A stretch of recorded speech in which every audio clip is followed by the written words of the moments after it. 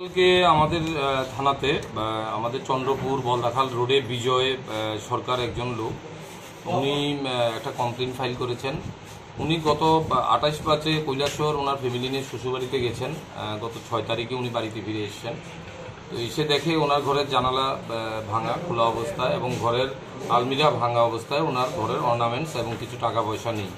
এই বেসিসে উনি একটা কমপ্লেন ফাইল করেছেন। উনি কমপ্লেনে লিখেছেন একটা গোল্ডেন চেইন, 2 পেয়ার কানের রিং, 2টো আংটি, 25,000 টাকা নগদ ক্যাশ ওনার ঘরে ছিল, এগুলো চুরি হয়েছে। এটার পর আমরা একটা কেস রেজিস্টার করেছি গতকালকে।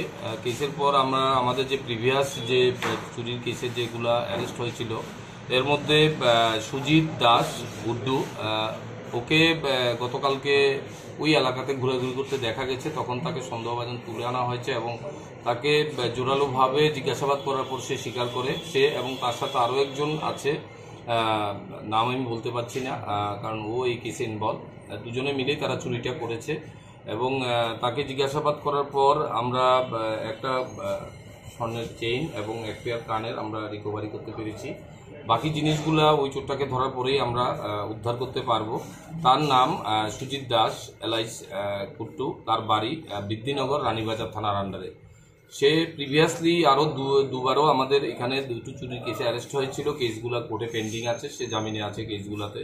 আজকে আমরা তাকে পুলিশ রিমান্ড চেয়ে কোর্টে পাঠাবো এবং তার সহযোগী যে ছিল তাকে অ্যারেস্ট করে আমরা বাকি যে রিমেনিং যে জিনিসগুলো বাকি রয়েছে এগুলা রিকভারি করার চেষ্টা করব। কোথায় থেকে তাকে আটক করা হয়েছে? তাকে চন্দ্রপুর থেকে আটক করা হয়েছে।